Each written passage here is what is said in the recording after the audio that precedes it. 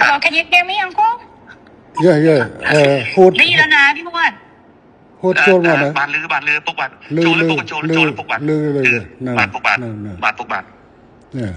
สักถามว่าเป็นยังไงบ้างสุขภาพดีหรือเปล่า គាត់ក្មួយសុំសួរពុកមាថាមិនដែរសុខភាពល្អអត់សុខភាពមិនដែរ អត់អីទេល្អទេសូមអរគុណថ្ងៃในไอ้บนឪពុកផង សុខภาพแข็งแรงดีครับ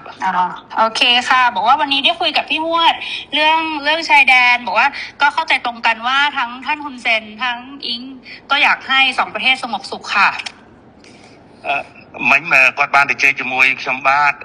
នៅសន្តាគារហើយបានឯកភាពគ្នាដោយអ្វីដែលពុកបានប្រាប់ថាចង់បានសន្តិភាពស្ថិរភាពប្រទេសទាំងពីរពុកបាទบอกว่าไม่อยากให้อังโคไปฟังคนที่เป็นฝั่งตรงข้ามกับเราเพราะว่าพอไปฟังฝั่งตรงข้ามอย่างพวกแม่ทัพภาค2เนี่ยค่ะเป็นคนของฝั่งตรงข้ามหมดเลยซึ่งพอไปฟังนั้นเสร็จก็ไม่อยากให้ท่านรู้สึกไม่ชอบใจหรือโกรธเพราะจริงๆแล้วไม่ใช่ความตั้งใจของเราเลยค่ะគាត់ថាសូមអនុញ្ញាតពីពុកថាពុកកុំឲ្យស្ដាប់សម្ដីមេតបភូមិភាគ2ហ្នឹងក៏វាជាអ្នកដែលប្រឆាំងជាមួយនឹងរដ្ឋាភិបាលថៃដែរវាជាសត្រូវដែរដល់ពុកស្ដាប់វាហើយអញ្ចឹងទៅអាចធ្វើឲ្យអារម្មណ៍ពុកខឹងបាទเพราะตอนนี้ทางนั้นเขาอยากจะดูเท่เขาก็จะพูดอะไรออกมาที่มันไม่เป็นประโยชน์ต่อประเทศชาติค่ะแต่ว่าจริงๆที่เราต้องการเนี่ยคือต้องการความสงบสุขให้เกิดขึ้นเหมือนตอนก่อนที่จะปะทะกันตรงชายแดนนะคะមេតបភូមិភាគហ្នឹងវានិយាយចង់ឲ្យលយខ្លួនវាចង់នេះសាង rating មកវាហើយទៅធ្វើឲ្យប៉ះពាល់ដល់តំណែងប្រទេសទាំងពីរយ៉ាងធ្ងន់ធ្ងរពុកបាទដែលយើងចង់យើងប្រទេសទាំងពីរគឺចង់បានស្ថិរភាពនិងសន្តិភាពដូចអ្វីមុនព្រឹត្តិការណ៍កើតឡើងពុកបាទบอกว่าให้ท่านฮุนเซนเห็นใจหลานหน่อยเพราะว่าตอนนี้คนในประเทศไทยเขาไล่เราไปเป็นนายกที่เขมรหมดแล้วគាត់ថាគាត់សូមអនុញ្ញាតពុកថាអាណិតក្មួយផងឥឡូវនេះថៃប្រជាជនថៃភាគច្រើនបានដេញហើយដេញក្មួយថាទៅនៅស្រុកខ្មែរទៅព្រោះជានាយករដ្ឋមន្ត្រីខ្មែរពុកបាទบอกว่าจริงๆแล้วถ้าท่านอยากได้อะไรก็ให้ท่านบอกมาได้เลยค่ะเดี๋ยวจะดูจัดการให้អញ្ចឹងបើពុកចង់បានអ្វីពុកអាចមានប្រសាសន៍ទៅគាត់នឹងរៀបចំធ្វើការងារនឹងបន្តជូនពុកតែម្ដងឥឡូវបញ្ហាដែលខាងនេះចង់បានគឺធ្វើម៉េចឲ្យណែច្រកព្រំដែនទាំងអស់ត្រូវបើកឡើងវិញជាប្រក្រតីអាហ្នឹងគឺថាការចង់បានខាងនេះគឺទៅប៉ុណ្ណឹង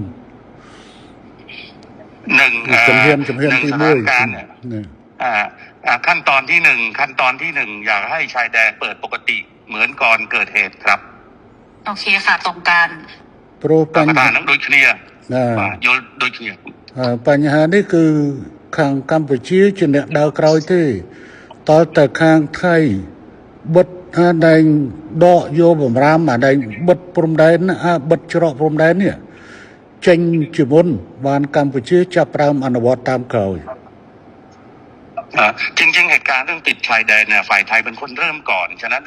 ฝ่ายไทยเนี่ยถอนคำสั่งกัมพูชาก็ตามเลยเปิดปกติហើយរឿងនេះគឺកម្ពុជាមិនអាចធ្វើឲ្យមុនបានទេដោយសារកម្ពុជាបានខកចិត្តម្ដងហើយដោយសារកែសម្រួលកម្លាំងនៅមុំ3ប៉ុន្តែហើយថាឲ្យមានប្រក្រតីនៅតាមព្រំដែនប៉ុន្តែទីចុងបំផុតបែរជាខាងយោធាថៃនៅតែផ្កើននៅបន្តស្ថានភាពបិទទល់ដែនបិទច្រកដដែលเพราะว่าเราก็มีความผิดหวังเรื่องหนึ่งแล้วที่การมีปัญหากันที่ช่องบกเราก็พยายามตามที่ฝ่ายไทยต้องการแล้วก็การต้องการนี่เราก็บอกว่าโอเคนั้นเราก็ทำตามนะแต่ว่าขอให้สถานการณ์เข้าภาวะปกติแต่ว่าเราถอยแล้วเราถอนแล้วเราปรับกำลังแล้วแต่ฝั่งไทยยังเอาเรื่องด่านเนี่ยมากดดันอีกឥឡូវនេះគឺខាងកម្ពុជាគឺស្នើចេះឲ្យថៃបើកច្រកទាំងអស់ឲ្យបានមុនហើយបន្ទាប់ទៅកម្ពុជា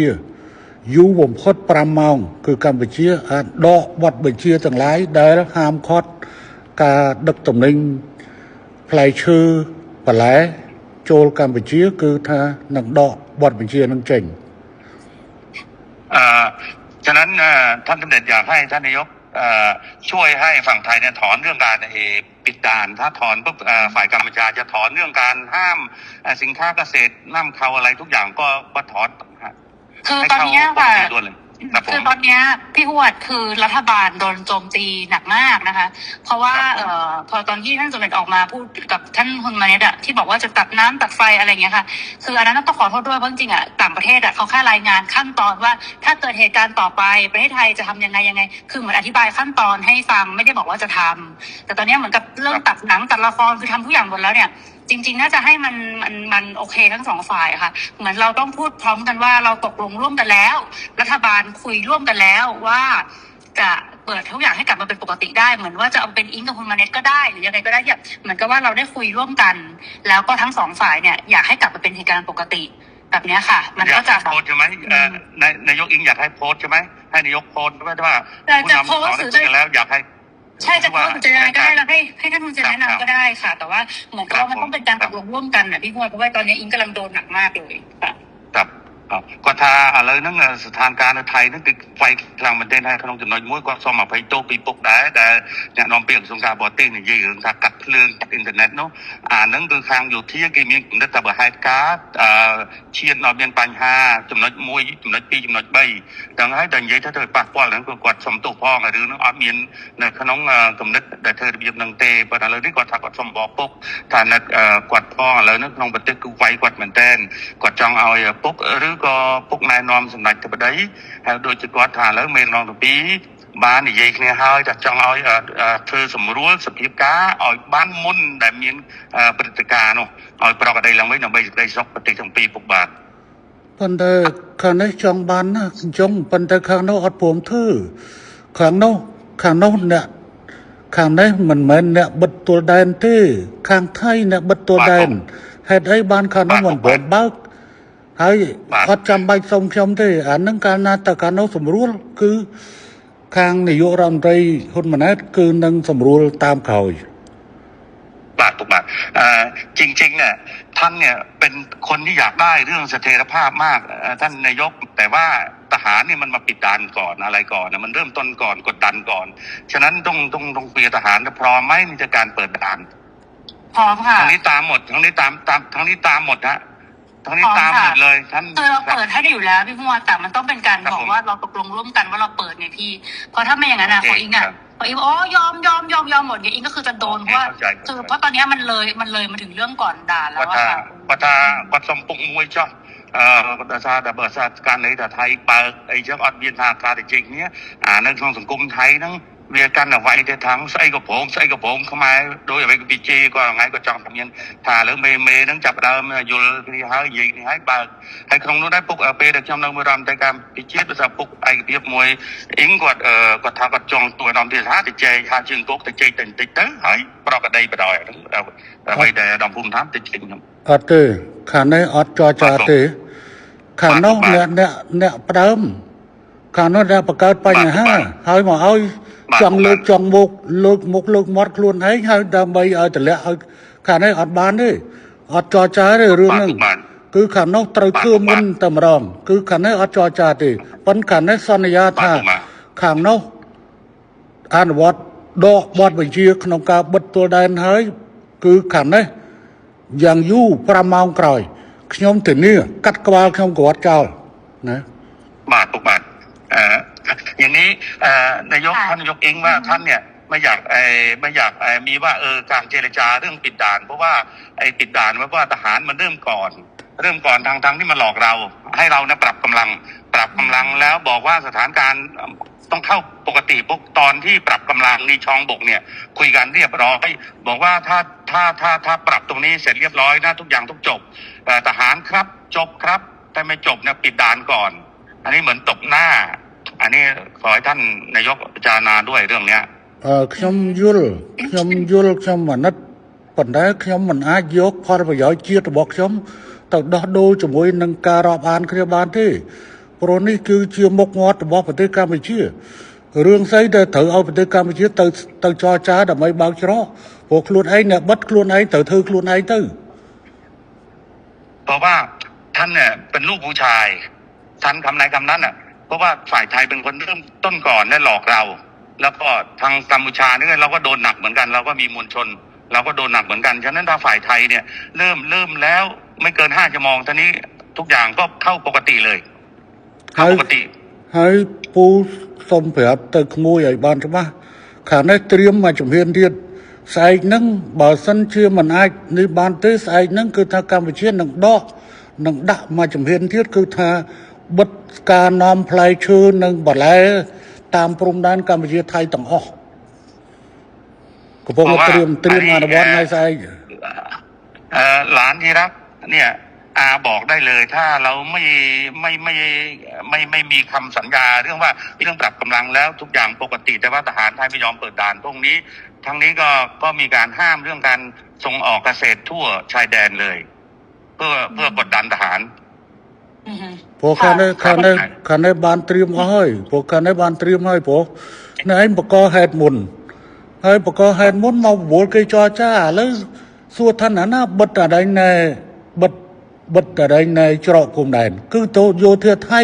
បើអញ្ចឹងមានតែយោធាថៃធ្វើខ្លួនឯងតែប៉ុណ្ណោះមិនអាចហៅទៅកម្ពុជាទៅចរចាទេកម្ពុជាមិនចរចាដាច់ខាតទេ สถานการณ์เนี่ยเหมือนที่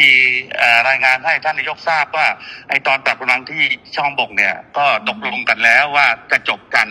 แต่ว่าอยู่ดีๆทหารไทยมาปิดด่านฉะนั้นให้กัมพูชาไปเจรจาเปิดด่านดูแล้วไม่สวยไม่สมควรอย่างยิ่งต้องทหารไทยเริ่มก่อนถ้าเริ่มแล้วตรงนี้ก็ตามหลังไม่เกิน5 ชั่วโมงทุกอย่างปกติท่านลูกผู้ชายท่านจะเป็นลูกผู้ชายก็เดี๋ยวจะลองคุยกับทางกลาโหมดูค่ะ แต่ว่าจริงๆแล้วเนี่ยตอนที่คุยพี่ว่าลองพูดด้วยละกันว่าจริงๆแล้วถ้าท่านฮุนเซนอยากได้อะไรให้บอกจะได้คุยกันได้ตกลงกันได้ค่ะเพราะว่าบางทีที่ท่านโพสต์ Facebook ออกมาคืออิงตอนนี้ก็คือรัฐบาลสั่นคลอนที่สุดแล้วค่ะตั้งแต่อิงเป็นนายกมาก็คือเรื่องกัมพูชานี่แหละซึ่งอิงไม่ออกมาตอบโต้อะไรทั้งสิ้นเพราะอิงก็รักแล้วก็เคารพท่านเพราะฉะนั้นเนี่ยจริงๆแล้วถ้าจะเอาอะไรจริงๆให้บอกอิงได้เลยยกหูบอกก็ได้ไม่อันไหนไม่เป็นข่าวก็คือไม่เป็นข่าวอันนั้นที่หลุดไปมันหลุดเพราะสื่อเพราะไม่ได้คุยกับอิงแค่2 คนมันคุยกันเป็นกลุ่มนะพี่มันเลยหลุดน่ะแต่ถ้ามันคุยกับอิง2 คนมันไม่มีหลุดอยู่แล้ว ทีนี้เนี่ยก็ไม่อยากให้แบบมันเกิดเรื่องแบบนี้แต่นี่อิงจะไปคุยกับลาโหมเนาะเพราะว่าอิงรู้ว่าถ้าสมมติว่าเขาพูดว่าของไทยปิดก่อนอะไรเงี้ยเดี๋ยวเราก็จะไปคุยกับลาโหมว่ายังไงแต่ถ้ามันเวิร์กไงก็เดี๋ยวจะส่งบอกพี่ฮวดว่ามันได้เรียบร้อยไหมนะคะเพราะจริงๆเนี่ยคนมันไม่หวังดีกับเราทั้งคู่มันก็แบบมันก็ดูแบบเหมือนเรากับเขาก็คือทะเลาะกันเองทำให้แบบเหมือนจริงๆแล้วต้องให้คนรุ่นใหม่มันต้องไม่มีสงครามพี่คนรุ่นใหม่มีสงครามไปมันก็เสียครับทั้งลูกทั้งหุ้นมาเน็ตด้วยก็เป็นคนรุ่นใหม่เนาะครับពុកបាក់គាត់ថាទី1ពុកចង់បានអីពុកអាច message ទៅអ៊ីងបានអ៊ីងនឹងធ្វើឲ្យពុកអ្វីដែលពេលទៅពុកផុស Facebook ដល់ទៅអាពួកដែលវាប្រឆាំងវាចង់ឲ្យពុកហើយពុកហើយនឹងគាត់ជាសេះសម្ដេចទៅដេញគាត់មានតំណងគ្នាហ្នឹងវាខូចយកតាមមួយចំណុចហ្នឹងវាធ្វើឲ្យសង្គមថៃហ្នឹងវាយគាត់ថាទី1វាចង់ឲ្យគាត់ហ្នឹងចេញមកឆ្លងតែគាត់អត់ទេដោយសារគាត់គោរពជាពុកមាគាត់អត់ទេគាត់សុខចិត្តឈឺចោះឲ្យវាវាយចោះអានោះឲ្យបានគាត់ថាសុំពុកថាលើក្រោយទាំងដាច់ទាំងពុកចង់បានអីអាច message គាត់ទៅគាត់មុនហ្នឹងគាត់បានប្រាប់តែថាប្រហែលជា3 ថ្ងៃទៅគាត់នឹងទៅថ្វាយគុំរីការឿងតបថ្ងៃហ្នឹងពុកបាទចារឿងហ្នឹងគឺកម្ពុជាវាតាក់ទងជាមួយនឹងការបញ្ជូលពលរដ្ឋរបស់ខ្លួនដូច្នេះគឺកម្ពុជាត្រូវតែហើយនឹងបញ្ជូលទៅដល់រដ្ឋដទៃទៀតដូច្នេះកម្ពុជាគឺមានតម្រូវការក្នុងការនិយាយទៅកាន់ប្រជាជនអញ្ចឹង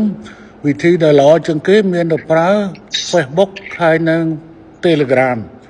នៅនេះដើម្បីបញ្យល់ក្នុងការផុសចេញតែរឿងហ្នឹងគឺថាវាយើងខ្ញុំអាចកាត់បន្ថយបើសិនជាអាចតែសភាពការឲ្យតែខាងនោះរឿងវានៅចាល់នឹងរឿងបិទច្រកនឹងតែប៉ុណ្្នឹងឯងបើថាបិទច្រកបន្តគឺថាខាងនេះនៅតែបន្តវាយអាហ្នឹងបាទท่านนายกครับท่านบอกว่าเรื่องการโพสต์เนี่ยท่านก็แค่ชี้แจงให้มวลชนที่นี่ทราบเท่านั้นเองไม่ได้ไปกระทบกับไทยอะไรมากแต่ว่าตอนนี้ก็ไม่เป็นไรถ้าหากว่าท่านนายกแก้เรื่องเปิดด่านให้ปกติเนี่ยท่านตกลงท่านไม่มีอะไรอีกแล้วก็จบ ได้ค่ะเดี๋ยวเราไปคุยกับลาโหมดูแล้วก็ขอคอนเฟิร์มกลับมาเพราะเดี๋ยวจะคุยกับกองทัพก่อนแต่เราก็เดี๋ยวสั่งไปเลยค่ะพี่แต่ว่าอิงรอให้มัน100%แล้วค่อยแจ้งท่านกลับมาดีกว่าเพราะไม่อยากจะยังไม่100แล้วบอกท่านก่อนแต่ว่าจริงๆก็จัดการได้ค่ะพี่ครับผมครับ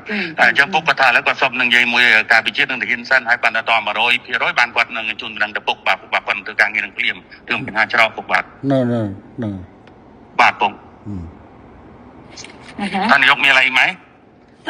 ไม่มีแล้วค่ะพี่ก็ประมาณนี้เนาะพี่ว่าเราจะมีอะไรบ้างประเด็นไม่มี ឥឡូវ ครับจังหวัด ឥឡូវ ពុកបាទ ได้ ឥឡូវខ្ញុំចេះមុននឹងនេះគឺខ្ញុំសូមបញ្ជាក់ថាខាងនេះត្រូវការតែមួយទេត្រូវការតែខាងនោះគឺប្លុកបញ្ជាក្នុងការច្រកព្រំដែនទាំងអស់ឲ្យទៅប្រកដីភាពវិញបន្ទាប់ទៅខាងនេះនឹងបន្តធ្វើតាមក្រោយហើយរឿងនេះអត់ត្រូវមកចរចារវាងកម្ពុជានិងថៃទេដោយថាថៃអ្នកបិទដូច្នេះថៃអ្នកបើកខ្លួនឯងហើយកម្ពុជាត្រូវតែសម្រួលទៅតាមក្រោយគឺកម្ពុជានឹងធ្វើ គ្រប់ពុកបាទ ណា បាទขอยืนยันทีว่าท่านนายกครับเรื่องด่านเนี่ยเราไม่ควรไปเจรจาเพราะว่าฝ่ายไทยเนี่ยเป็นคนที่ปิดแล้วปิดเนี่ยหลอกเราให้ปรับกำลัง อันนี้หลอกเราปรับกำลังว่าถ้าปรับแล้วตรงนี้จบคือจบทุกอย่างก็เข้าภาวะปกติ แต่ว่าอยู่ดีๆทหารไทยมาปิดด่านฉะนั้นทหารไทยเนี่ยก็ต้องยกเลิกการปิดด่านถ้าปิดปุ๊บเขมรก็ตามหลังเลยก็ตามที่เดิม ทุกอย่างก็เข้าภาวะปกติไม่มีอะไรแล้ว ค่ะพี่พรโอเคค่ะ ครับผมครับ ได้ค่ะแล้วก็เดี๋ยวแล้วยังไงเดี๋ยวอิงจะรีบแจ้งทางพี่พจน์กลับไปนะคะ ว่าเป็นยังไงบ้าง ครับគាត់ថាទៅពេលឥឡូវគាត់ធ្វើការងារនឹងមកហើយនឹងគ្រប់នៃការជូនពុកវិញបាទពុកបាទ នៅខ្ញុំរងចាំ ท่านสำเร็จรอท่านนายกแล้วแต่ท่านเรียบร้อยเมื่อไหร่ครับ ได้ขอบคุณมากค่ะขอบคุณท่านสำเร็จด้วยค่ะ